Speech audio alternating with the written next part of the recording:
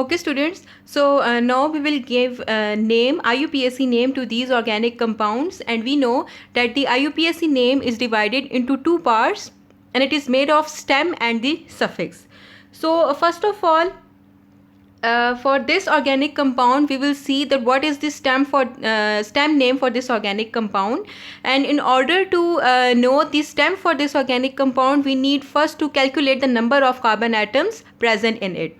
And the number of carbon atom present in this organic compound is 4, so therefore we use the stem but. Now we need to know the suffix for this organic compound. We know that the suffix for any organic compound depicts the class of that organic compound. So we will see that what is the class of this organic compound.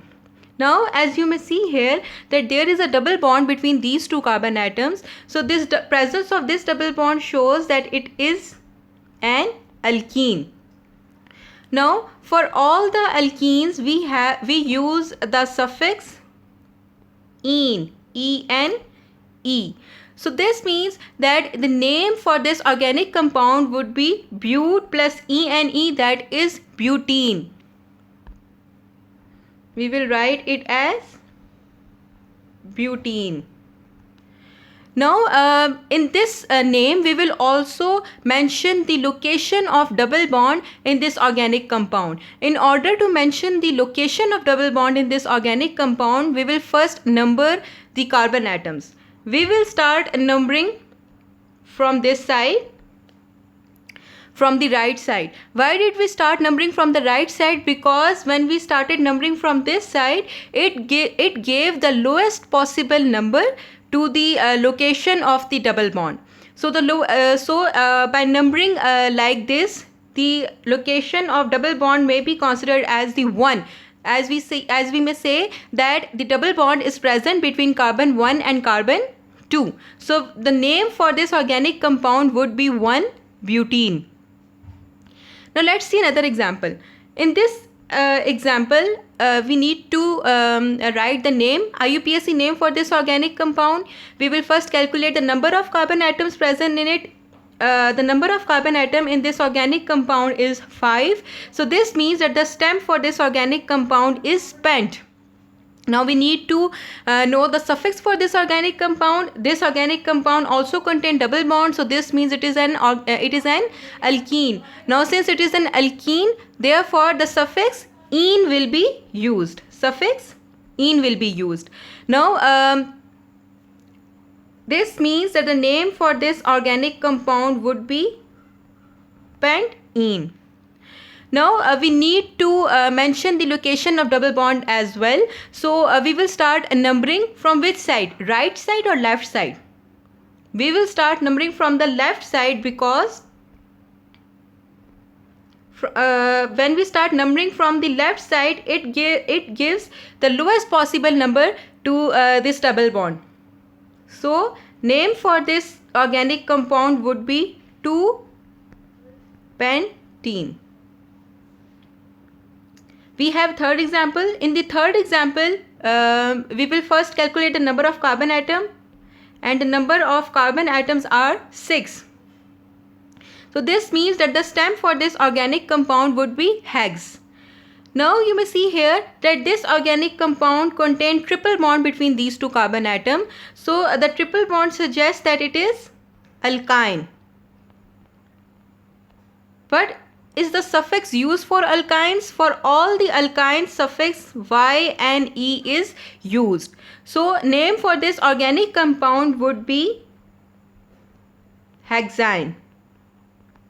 Now we need to locate the position of triple bond in this organic compound. So now you may see here that this triple bond is present in the middle. So you may start numbering from either side, from left side or from the right side, because numbering from each side would give the same number to this triple bond. For example, if we start numbering from this side, then it gives the position of triple bond as 3. So we will write it as 3-hexyne. If we write the numbering from this side, it also gives the location of triple bond on the carbon number 3. So the name of that compound would also be 3-hexyne. So this is how the different hydrocarbons, saturated and unsaturated hydrocarbons, are named.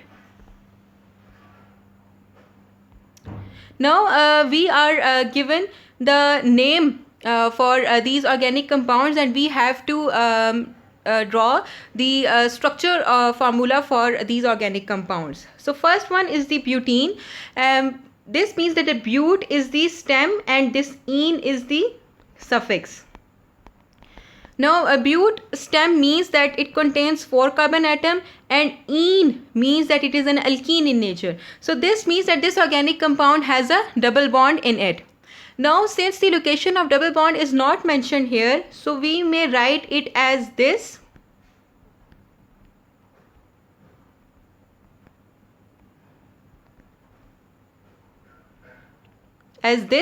Or we may also write it as this.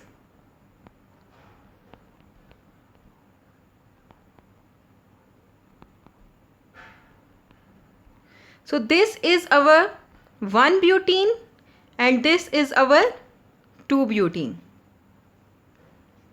Alright, now we have another case, that is the ethyne. Now this eth is the stem, ine is the suffix. Now the stem shows that this organic compound contains 2 carbon atom, and ine suffix show that it is an alkyne. So this means that the triple bond is present between these 2 carbon atoms. So the structure for ethyne would be like this. Now you may see here that all the valency of these 2 carbon atoms has been satisfied.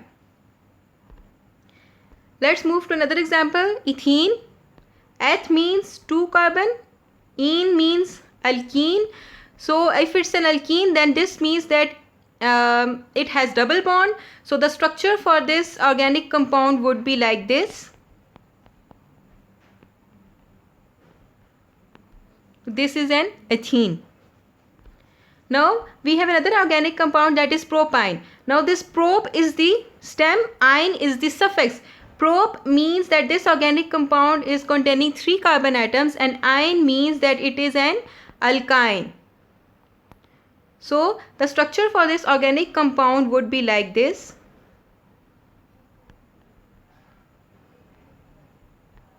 Yes. So this is the propyne.